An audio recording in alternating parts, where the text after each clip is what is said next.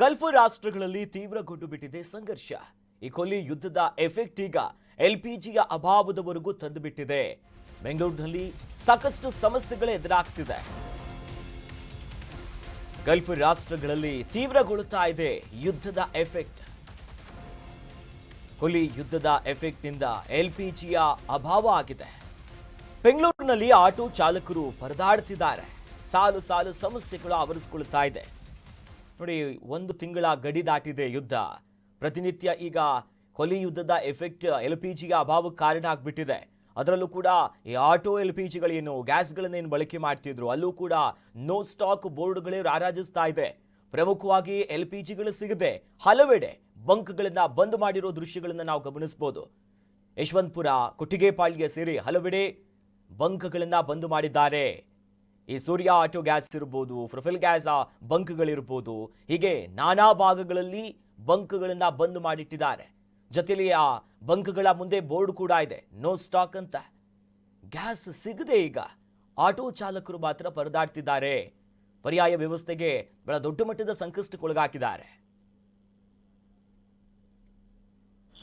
ಸರಿ, ಗ್ಯಾಸ್ ಇಲ್ಲ, ಇದು ಮಾಡಿ ನೋಡಿ, ಯಾವ ಸರ್ಕಾರ ಬಂದ್ರು ಏನು ಮಾಡ್ತಾ ಇಲ್ಲ. ನಮ್ಮ ನಮ್ಮ ಕಷ್ಟ ಅರ್ಥ ಮಾಡ್ಕೊತಾ ಇಲ್ಲ.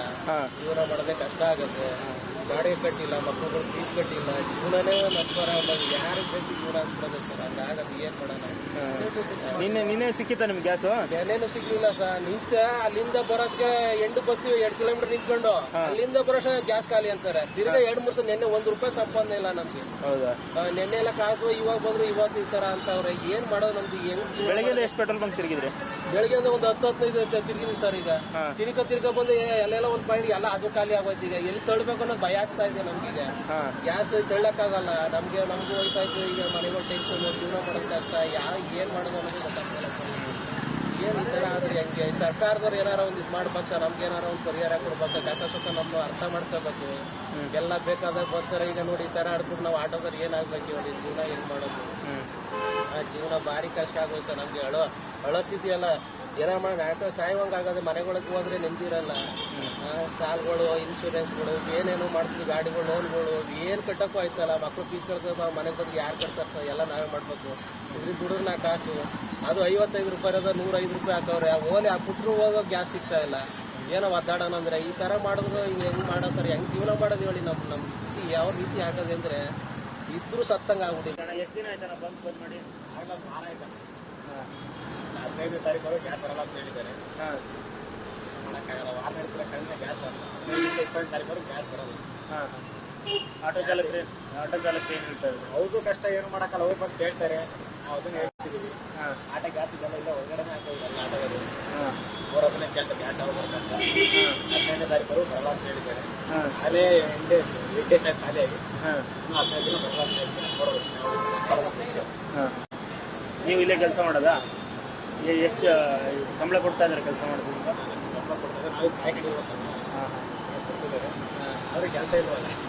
ಎಷ್ಟು ಜನ ಕೆಲಸ ಮಾಡ್ತಿದ್ದಾರೆ? 7 ಜನ. 7 ಜನಕ್ಕೂ ನೀವು ಕೆಲಸ ಇಲ್ಲ, ಅವ್ರು ಸಂಬಳ ಕೊಡ್ತಾರೆ? ಯಾರಿರ್ತಾರೆ ಅವ್ರಿಗೆ. ಹೌದಾ? ಬಾಕಿ ಇರೋದನ್ನು ಮನೆ ಕಳಿಸಿದ್ದಾರೆ. ಏನು ಮಾಡೋಕ್ಕಾಗಲ್ಲ. ಗ್ಯಾಸ್ ಇರ್ತದೆ, ಅವ್ರು ಇಬ್ಬರು ಕೆಲಸ ಮಾಡ್ತಾರೆ. ಎಲ್ಲ ಕಡೆ ಎಲ್ಲೇ ಇಲ್ಲ. ಎಲ್ಲಿ ಖಾಲಿ ಆಗುತ್ತೆ ಅಲ್ಲಿಂದ ತಳ್ಕೊಂಬರ್ಬೇಕು. ಮನೆ ಪರಿಸ್ಥಿತಿ ಅಂತೂ ಹೇಳೋಕ್ಕಾಗಲ್ಲ. ಮನೆಗೆ ಹೋದ್ರೆ ಮಕ್ಕಳು ಮರಿ ಎಲ್ಲ ಇದ್ದಾರೆ. ಬಾಡಿಗೆ ಕಟ್ಟೋದು, ಕರೆಂಟ್ ಬಿಲ್ಲಿಂದು, ಗ್ಯಾಸಿಂದು ಎಲ್ಲ ಎಲ್ಲಿಂದ ತಂದ್ಕೊಡೋಣ ಹೇಳಿ? ಇಲ್ಲಿ ₹105 ಮಾಡಿದ್ದಾರೆ. ಬರೀ ಅವ್ರ ಫ್ಯಾಮಿಲಿ ಅವ್ರು ನೋಡ್ಕೊಂಡ್ಬಿಟ್ರೆ ಸಾಕು. ಬೇರೆ ಎಷ್ಟು ಫ್ಯಾಮಿಲಿ ಆಟೋ ನಂಬ್ಕೊಂಡೇ ಬದುಕ್ತಿದ್ದಾರೆ ಕೆಲವು ಜನ ಆಟೋದ. ಈ ಗ್ಯಾಸ್ ಇಲ್ಲ ಅಂದ್ರೆ ನಾವು ಏನ್ ಮಾಡೋಣ ಹೇಳಿ? ಎಲ್ಲ ಫ್ಯಾಮಿಲಿ ಇದೆಲ್ಲ.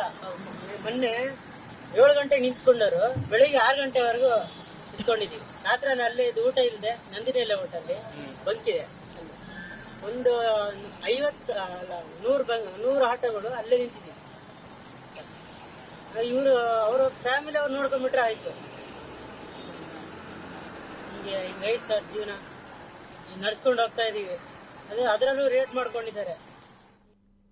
ಇನ್ನು ಇದೇ ಗ್ಯಾಸ್ ಗಂಡಾಂತರಕ್ಕೆ ಸಂಬಂಧಪಟ್ಟಂತೆ ನಮ್ಮ ಪ್ರತಿನಿಧಿ ಕಿರಣ್ ಒಂದು ಪ್ರತ್ಯಕ್ಷ ವರದಿಯನ್ನ ಕೊಟ್ಟಿದ್ದಾರೆ, ನೋಡ್ಕೊಂಡ್ ಬರೋಣ.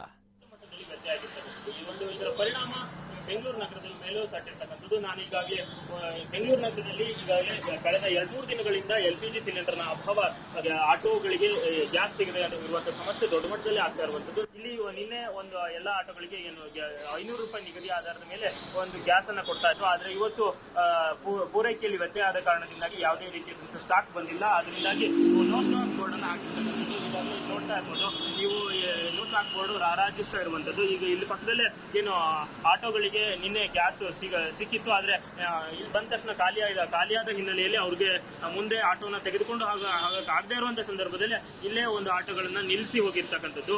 ಈ ಒಂದು ಸಮಸ್ಯೆ ಎಲ್ಲ ನಗರದಲ್ಲಿ ನಿನ್ನೆ ಬಹಳಷ್ಟು ಪೆಟ್ರೋಲ್ ಬಂಕ್ಗಳಲ್ಲಿ ಕ್ಯೂ ನಲ್ಲಿ ನಿಂತು ಅವರು ಸರದಿ ಸಾಲಿನಲ್ಲಿ ಪೆಟ್ರೋಲ್ ಅನ್ನ ಇದು ಏನು LPG ಸಿಲಿಂಡರ್ನ ಹಾಕ್ಸ್ಕೊತಾ ಇದ್ರು. ಆದ್ರೆ ಒಂದು ಸೀಮಿತ ಪ್ರಮಾಣದಲ್ಲಿ ಹಾಕ್ಸ್ಕೊತಾ ಇದ್ರು. ಆದ್ರೆ ಇವತ್ತು ಬಹಳಷ್ಟು ನಗರದಲ್ಲಿ ಇರ್ತಕ್ಕಂಥ ಬಹಳಷ್ಟು ಗ್ಯಾಸ್ ಬಂಕ್ಗಳು ಸಂಪೂರ್ಣವಾಗಿ ಬಂದ್ ಆಗಿರ್ತಕ್ಕಂಥದ್ದು. ಇದು ಎಲ್ಲ ಒಂದು ಕಡೆ ಆಟೋ ಚಾಲಕರನ್ನ ಒಂದ್ ಕಡೆ ಆತಂಕಕ್ಕೆ ಈಡು ಮಾಡಿದೆ.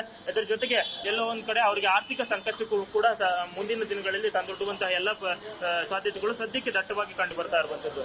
ಇದೇ ಪರಿಸ್ಥಿತಿ ಇದೇ ರೀತಿ ಮುಂದುವರಿದ್ರೆ ಅವರ ಪರಿಸ್ಥಿತಿ ಏನು ಅನ್ನುವಂಥದ್ದು ಅವರ ಆಟೋ ಚಾಲಕರುಗಳು ಆಗ್ತಾ ಇರುವಂತಹ ಮಾತುಗಳು. ಅದರ ಜೊತೆಗೆ ಯುದ್ಧ ಇದೇ ರೀತಿ ಮುಂದುವರಿದರೆ ಈ ಒಂದು ಪರಿಣಾಮ ಬಹಳ ದೊಡ್ಡ ಮಟ್ಟದಲ್ಲಿ ಜನಸಾಮಾನ್ಯರ ಮೇಲೆ ಪರಿಣಾಮವನ್ನು ಬೀರುವಂತಹ ಎಲ್ಲ ಸಾಧ್ಯತೆಗಳು ಸದ್ಯಕ್ಕೆ ಕಂಡು ಬರ್ತಾ ಇರುವಂತದ್ದು. ಕ್ಯಾಮ್ರಾ ಪರ್ಸನ್ ಚಂದ್ರ ಜೊತೆ ಕಿರಣ್ ಕಾನ್ಮನೆ, ಕರ್ನಾಟಕ ನ್ಯೂಸ್ ಬೀಟ್, ಬೆಂಗಳೂರು.